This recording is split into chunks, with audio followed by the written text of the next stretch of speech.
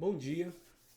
Eu vou gravar um conteúdo básico aqui de embriologia e eu vou dividir esse conteúdo de acordo com ah, as etapas do processo de desenvolvimento embrionário, mas também começar a resgatar alguns conteúdos sobre a produção de gametas, tá? Então, esse conteúdo ele vai ficar guardado em 3 aulas. A primeira que é a gametogênese, a segunda aula que é a primeira semana do desenvolvimento embrionário e a terceira aula que é a segunda semana, contemplando assim a matéria da V1, tá? Eu vou estar baseando essa aula no livro do Moore, tá? Que é a Embriologia Clínica, 8ª edição.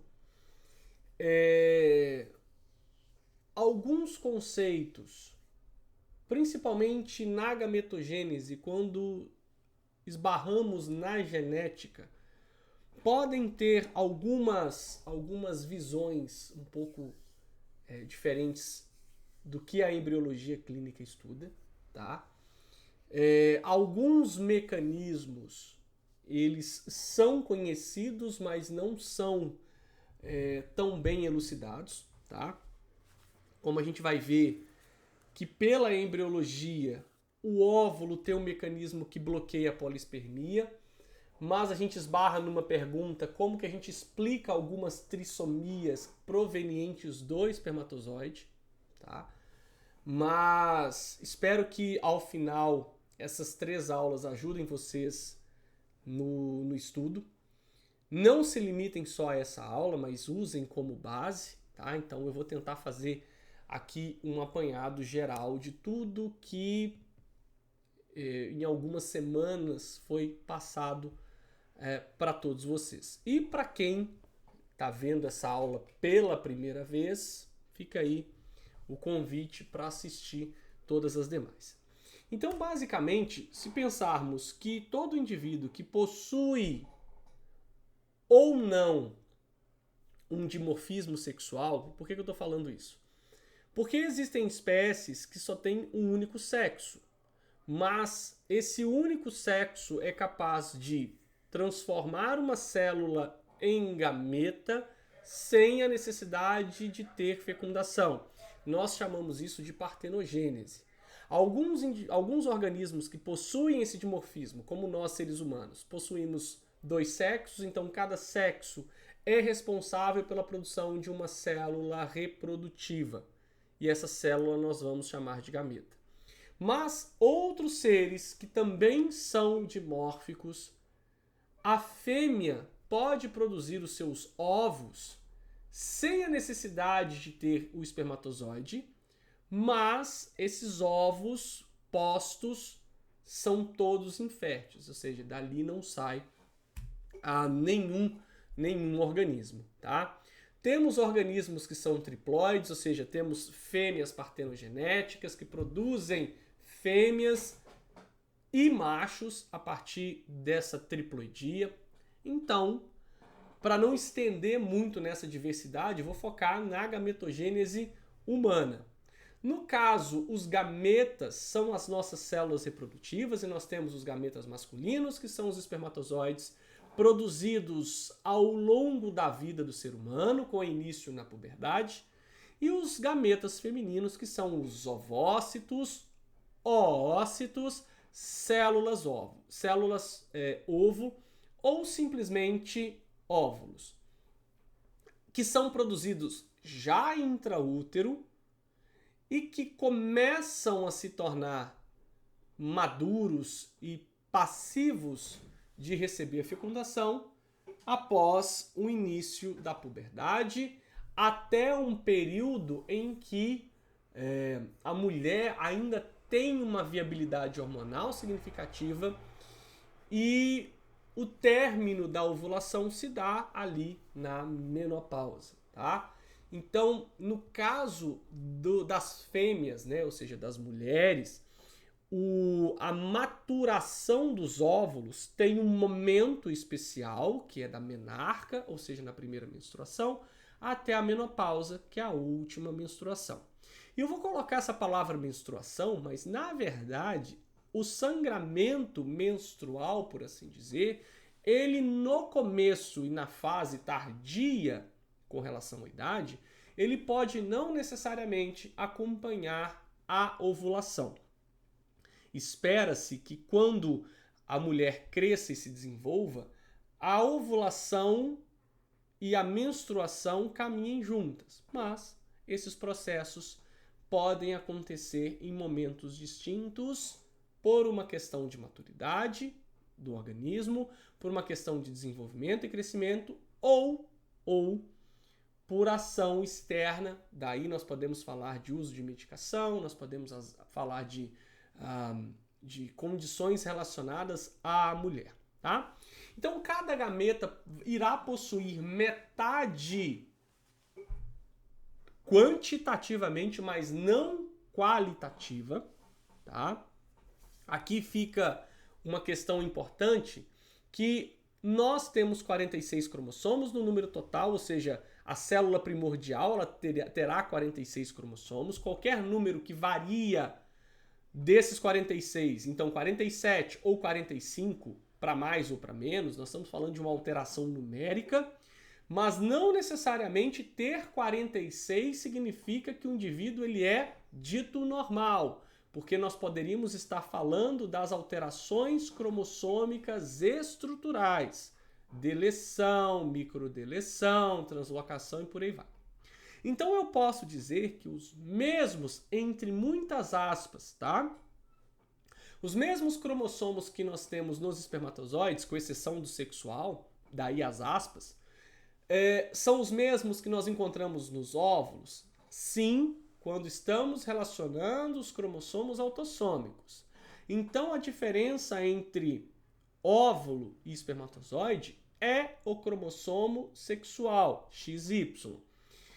Então eu posso dizer que o zigoto, que é a célula formada após a fecundação, ela tem 46 cromossomos no total, mas 23 pares. Logo, o cromossomo do par 1 é igual tanto do pai quanto da mãe. Então, essa metade ela é numérica, mas não qualitativa. O processo de formação do espermatozoide é a espermatogênese e o processo de formação do óvulo ou do gameta feminino é a ovogênese. Lembra que a espermatogênese ela começa na puberdade e tem destino até o último dia de vida do indivíduo. E a ovogênese ela já começa intraútero ali, próximo a 6 semanas do desenvolvimento embrionário. Então, a espermatogênese será a sequência de eventos por meio das quais as células germinativas primitivas, que nós vamos chamar de espermatogônias, transformam-se em espermatozoide. E, de forma teórica e, digamos, normal, ela terá início na puberdade entre 13 a 16 anos. Só que hoje, graças à nossa invasão ao meio, invasão que eu falo com relação aos ultraprocessados, alimentos ricos em hormônios, ou em substâncias que mimetizam a ação de hormônios, esse processo pode acontecer de forma precoce, tá? Essas espermatogônias, elas permanecem sem desenvolvimento nos túbulos seminíferos dos testículos desde o período fetal. E essas espermatogônias elas vão aumentar em número a partir da puberdade. Essas espermatogônias elas sofrem diversas divisões mitóticas e transformam-se em espermatócitos primários. Ou seja, são células maiores e mais amadurecidas em relação às espermatogônias, cuja origem ela é fetal. Tá? Cada espermatócito primário sofre uma divisão reducional, que nós chamamos de primeira divisão meiótica. Por que reducional? Porque eu saio de 46 cromossomos e vou para 23. E após essa primeira divisão meiótica, o espermatócito primário se transforma em espermatócito secundário. Vai fazendo um mapa mental, colocando setas para direcionar esse processo, tá? Esses espermatócitos secundários que sofreram a primeira divisão meiótica, então, ou seja, meiose 1, ele passa por uma nova divisão meiótica. A partir de agora, esse espermatócito secundário, ao sofrer uma segunda divisão meiótica, ele dará origem a 4 espermátides haploides, ou seja, com N cromossomos. Lembrando que uma célula N, ao se fundir a uma outra célula N, dará origem a uma célula 2N. Então, esse N, a título didático, ele realmente significa um número de cromossomos que varia de espécie para espécie, mas tende a ser constante na mesma espécie. Se um indivíduo adulto, ou seja, indivíduo adulto que eu vou relacionar após fecundação, ele tem 46 cromossomos, cada um dos gametas terá metade, ou seja, N. Logo, se esse zigoto foi formado pela junção de duas células N, ele é 2N. Se o número total é 46, logo, cada N tem 23, tá? Essas espermátides gradualmente são transformadas em espermatozoides maduros por um processo chamado de espermiogênese, que é a diferenciação da espermátide, segunda divisão meiótica, em espermatozoide maduro, tá?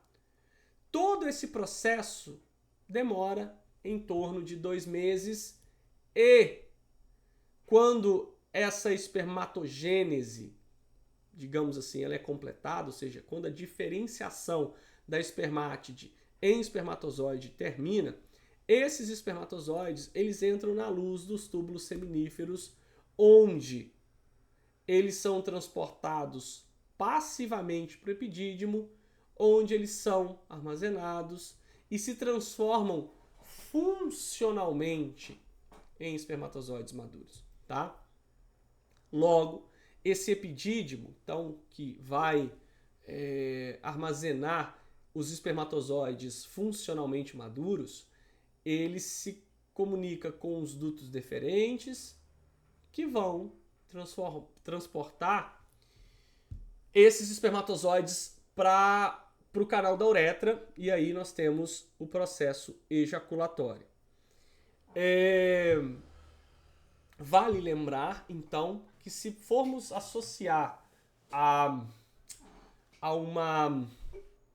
um processo de contraceptivo cirúrgico, né, permanente, o médico ele opta, então, em cortar o ducto deferente, não permitindo, assim, que o epidídimo lance os espermatozoides funcional no duto e, consequentemente, o duto não irá lançar esses espermatozoides no canal da uretra, tá?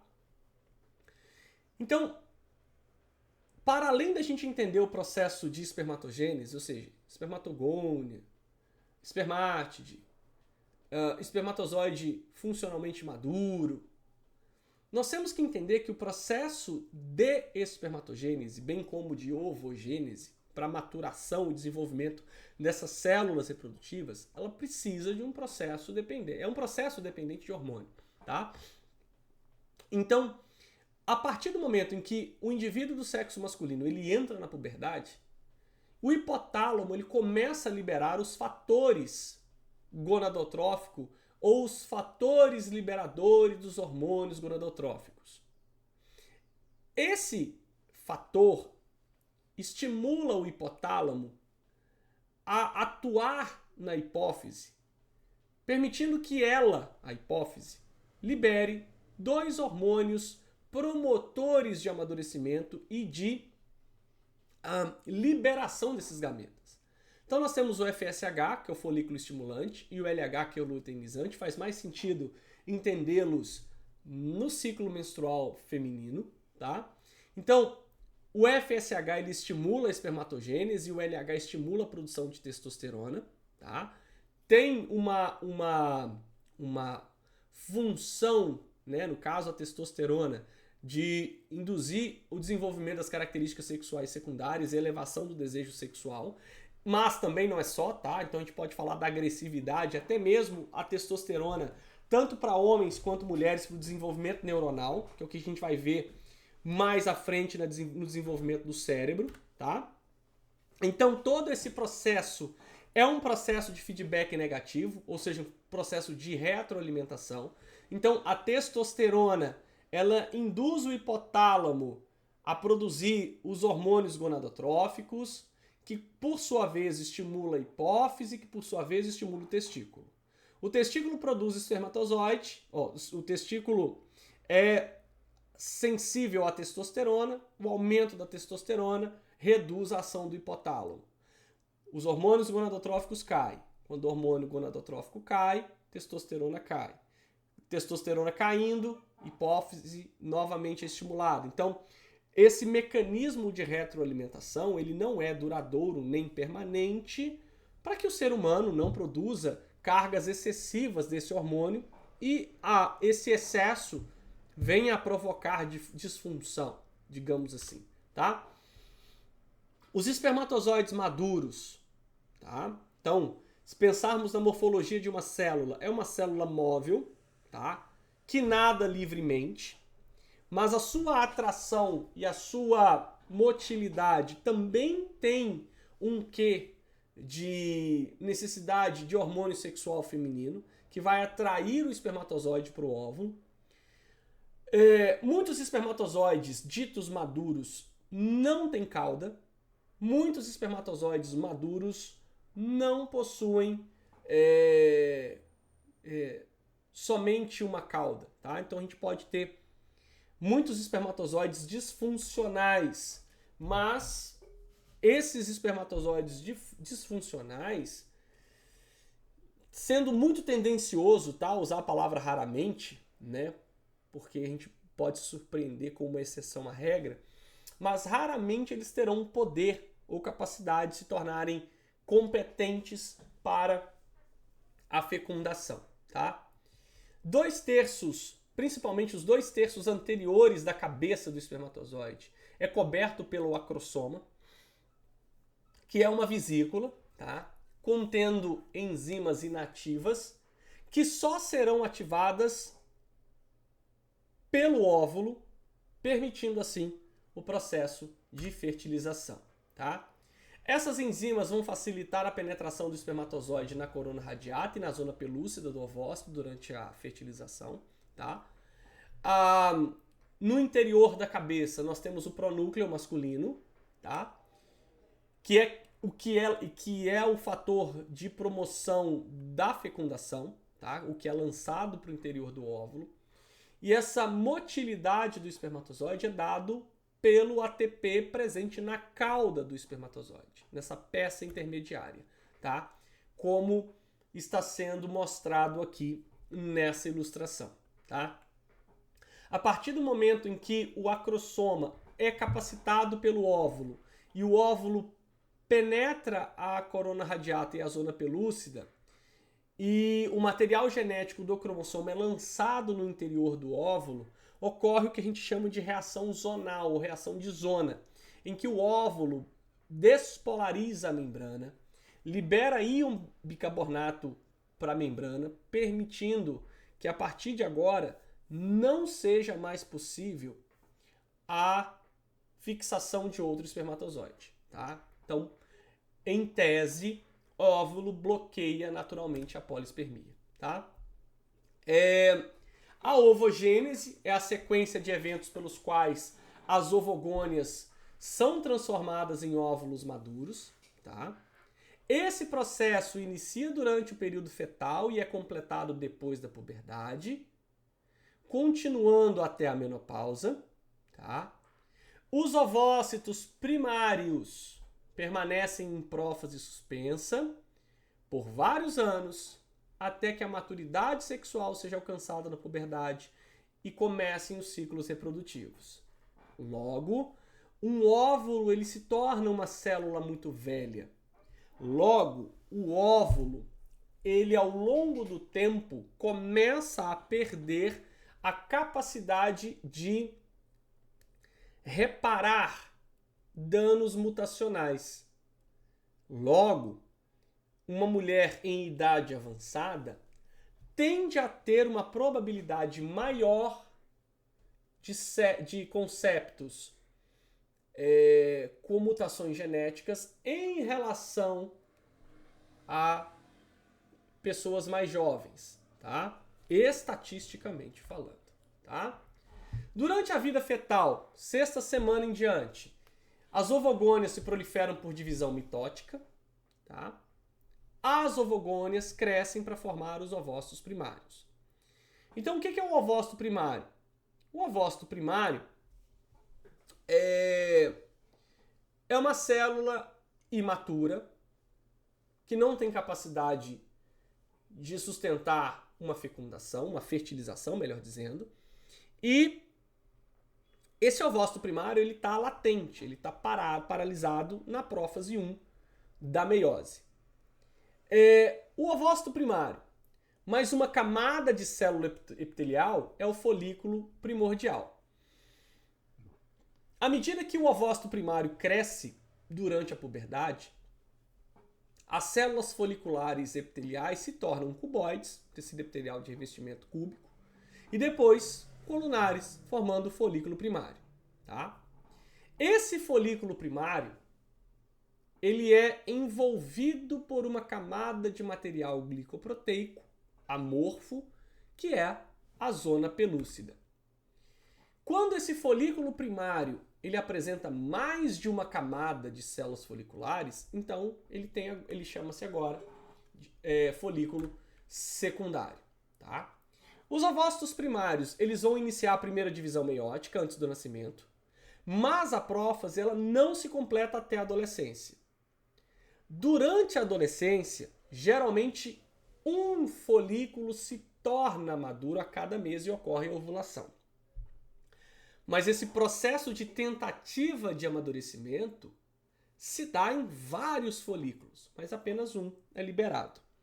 Só que, ao longo da idade, e se a idade é um fator que predispõe a gravidez de risco e com conceptos mutantes, a idade também é um fator que aumenta o amadurecimento de folículos. Então, uma mulher ali com seus 35, 40 anos, ela pode liberar 2 folículos maduros, tanto por um ovário quanto pelos 2 ovários. Tá? Após o nascimento, não se forma mais nenhum ovócito primário, ou seja, toda a massa ovariana já está formada desde útero. Tá? O ovócito primário, após a maturação do folículo ovariano, aumenta de tamanho e imediatamente antes da ovulação completa a primeira divisão meiótica. Tá? As 2 células resultantes é o ovócito secundário e o primeiro corpo polar. O corpo polar é uma célula pequena não funcional que logo degenera. Na ovulação, o número dos óvulos, o núcleo dos ovócitos secundários, inicia a segunda divisão meiótica, mas progride até a metáfase. Essa metáfase ela só é completada com o ovócito fertilizado. Logo, após a fertilização, a meiose 2 termina, então metáfase 2 em diante, para que assim ocorra a primeira divisão mitótica. Tá? Dos cerca de 2 milhões de ovócitos primários que estão presentes no ovário, né, de um recém-nascido, apenas 40 mil ali permanecem e destes 40 mil, apenas um número médio de 400 são expelidos durante o ciclo reprodutivo. Tá? O útero é o órgão muscular oco, em forma de pera e com paredes espessas, que sustenta, após a primeira semana, o processo gestacional. E é ali onde todo o processo de desenvolvimento do concepto vai acontecer. Mas a fecundação, ela tende a acontecer na tuba uterina. Tá? Então, o endométrio é essa camada tecidual rica em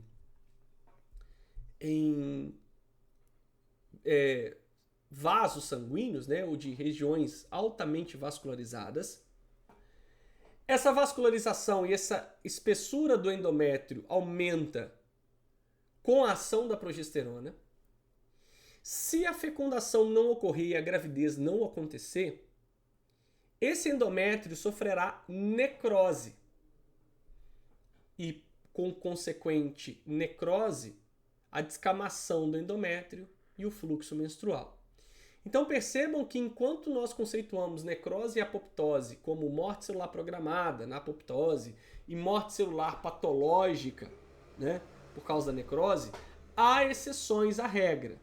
Câncer é uma doença e ele pode estimular as células à apoptose.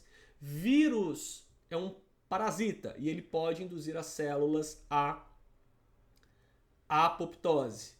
Um processo fisiológico, também como exceção, pode induzir a necrose.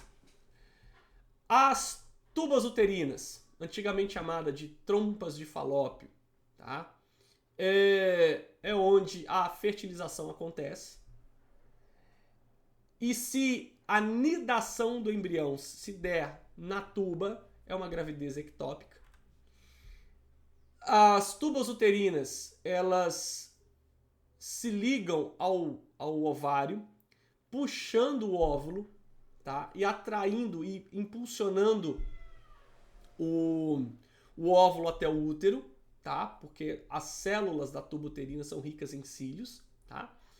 A tuba uterina, ela vai se dividir em 4 regiões, tá? Que no sentido médio lateral é a parte uterina, ístimo, ampola e infundíbulo. Os ovários são as glândulas sexuais femininas, tá? Ricas em óvulos, mas também secretam muitos hormônios, tá? É dali que todo o processo do ciclo menstrual tem continuidade, tá? Os ovários produzem estrogênio e progesterona, que são os hormônios responsáveis pelo desenvolvimento das características secundárias e pela regulação da gestação. E é justamente no ovário que nós também temos a produção e a manutenção dos ovócitos, desde intraútero até o seu amadurecimento. Tá? Da mesma forma que o processo de espermatogênese necessita dos chamados hormônios gonadotróficos, o ciclo reprodutivo também tem a necessidade desses hormônios. São hormônios liberados pelo hipotálamo, na verdade o hipotálamo estimula a hipófise e, consequentemente, esses hormônios estimulam o ovário. Esse mecanismo, da mesma forma que a espermatogênese, também parte de um mecanismo de feedback negativo, tá? Só que aqui, os hormônios folículos estimulantes, eles estimulam o desenvolvimento do folículo ovariano, tornando o óvulo maduro, saindo da prófase 1 para a metáfase 2, até a fecundação. O LH atua na liberação do ovócito secundário, deixando pronto para a fecundação. O resquício da ovulação, né? O corpo lúteo, né? Quando após o LH permite dispara a ovulação, o corpo lúteo ele passa a produzir então progesterona. Então quem é o corpo lúteo? é uma massa folicular que envolve o ovócito. Essa massa folicular ela é rica em hormônio luteinizante.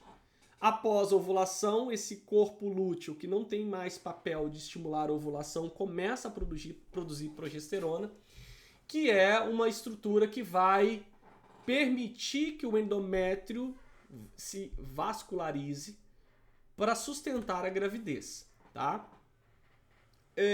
Tanto o FSH quanto o LH produzem mudanças nos ovários, tá? Então isso é o ciclo ovariano. Durante cada ciclo, o FSH promove o crescimento dos folículos e apenas um, como dito anteriormente, vai ser liberado. Por volta da metade do ciclo, cuidado com as datas para não induzir as pessoas ao erro, tá? Um óvulo é liberado. Após a ovulação, o folículo ovariano, sob influência do LH, se transforma em uma estrutura glandular, que é o corpo lúteo, permitindo que ele secrete mais progesterona, uma pequena quantidade de estrógeno. Tá? Esses hormônios, a progesterona e o estrógeno, em especial a progesterona, vai ajudar, digamos assim, né, no processo de implantação do blastocisto. Tá? Então, o ciclo menstrual é causado por uma secreção alternada desses hormônios foliculares, né? Tanto o FSH quanto o LH. Acredita-se que o estrogênio ele tenha dois efeitos sequenciais sobre a hipófise. Primeiro, inibir FSH e LH, mecanismo de feedback, e aumentar, provocar, na verdade, a ruptura da estrutura ovariana para permitir a saída desse folículo ovariano no processo de ovulação. Se tudo que o organismo da mãe produzir não resultar na gravidez, a mulher ela vai menstruar. Então, o processo de menstruação é um processo de necrose fisiológica que se dá pela inativação ou privação dos hormônios, da cascata hormonal, aumento da contração e, posteriormente, descamação do endométrio. Tá? Todo esse processo do ciclo menstrual ele vai continuar durante toda a vida reprodutiva da mulher, que pode variar de 45 a 50 anos de duração, desde a menarca até a menopausa. Tá? Então, o ciclo menstrual ele é dividido em fases. Tá? A fase menstrual, que dura ali entre 4 e 5 dias, que é o fluxo em si. A fase proliferativa dura em torno de 9 dias, com a fase de reparo do endométrio e proliferação do folículo. A fase lútea, que é após a ovulação, tá? Permitindo assim o aumento da espessura do endométrio. E se pensarmos que a fertilização ela vai acontecer, ela vai ocorrer a fertilização, que é o processo de junção do espermatozoide e óvulo, após o acontecimento, vai dar origem ao zigoto e, consequentemente, clivagem do zigoto, dando origem aos blastocistos, ou seja, o blastocisto é a célula resultante da divisão dessa célula inicial, que é o zigoto, resultante da fecundação de óvulo e espermatozoide. Tá? Após o 6º dia, esse blastocisto em desenvolvimento vai implantar no útero. Tá? E à medida que a implantação acontece, o HCG, que é um hormônio imunossupressor, produzido pelo sincícito-trofoblasto, a gente vai ver isso na primeira semana de desenvolvimento, tá? Induz a imunossupressão, né, digamos assim, o papel do HCG, né, induzir a imunossupressão do organismo materno para que o organismo materno não destrua ou não aborte o concepto. Então, o sincício trofoblasto, que é uma derivação das células do trofoblasto, então lembra, o trofoblasto produz citotrofoblasto, que reveste, e sincício trofoblasto, que é uma estrutura extra-embrião, produz o HCG, que atua bloqueando a resposta imune da mãe. É por isso que o teste de gravidez, que é o beta-HCG, aumenta quanto mais tempo a mulher está grávida pela atividade do sincício trofoblasto. Se a fertilização não aconteceu, o corpo lúteo degenera, os níveis de estrogênio e progesterona caem, então o endométrio entra na fase isquêmica e ocorre a menstruação. Essa fase isquêmica, ela ocorre quando o óvulo não é fecundado, tá? Não é fertilizado, melhor dizendo. A isquemia ocorre quando as artérias se contraem, dando ao endométrio um aspecto pálido. Há uma estase venosa, diminuição do fluxo e necrose isquêmica, tá? São eliminados de 20 a 80 ml de sangue na menstruação.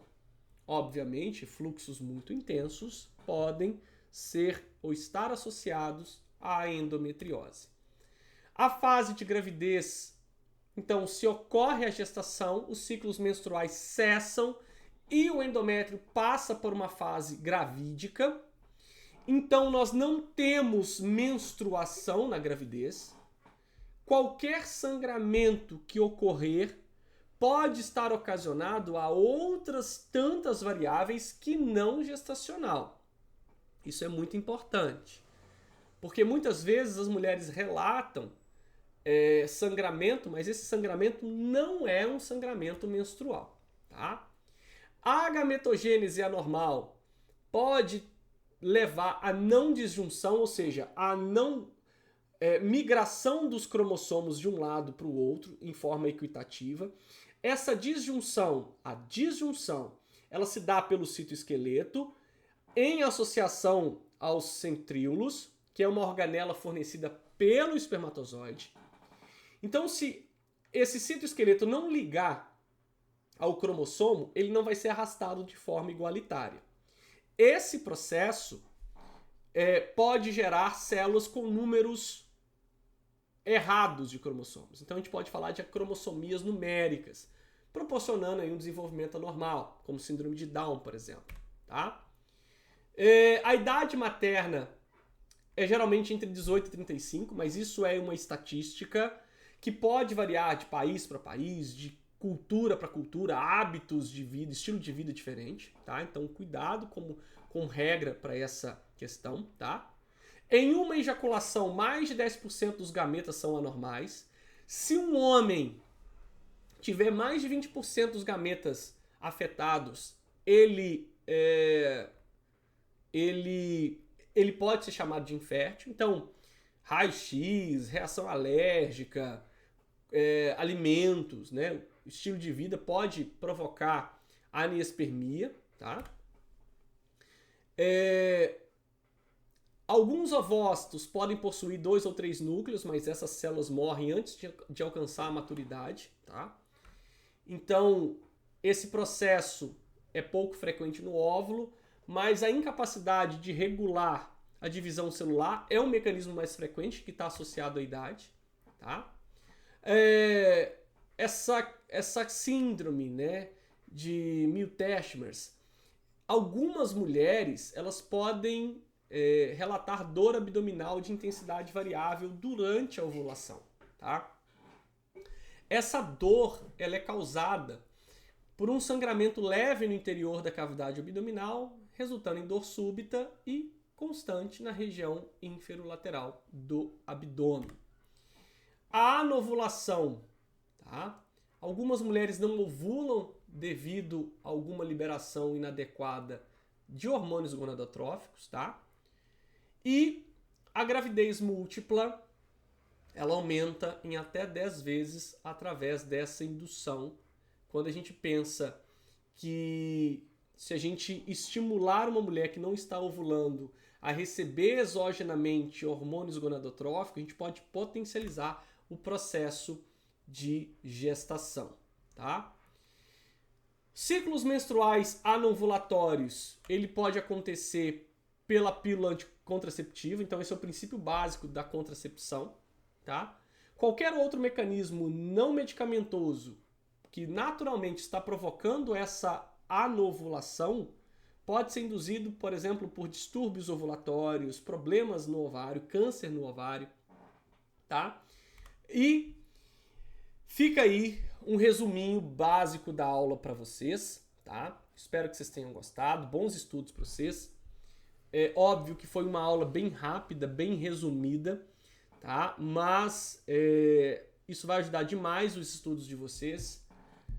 Ajuda a compartilhar essa aula, ajuda a crescer o número de inscritos, tá quase chegando. Eu sei que vocês são bons e vocês vão ajudar essa meta a ser batida, tá? Compartilhe o vídeo, inscreva, dá um like. E se é novo, seja bem-vindo ao canal.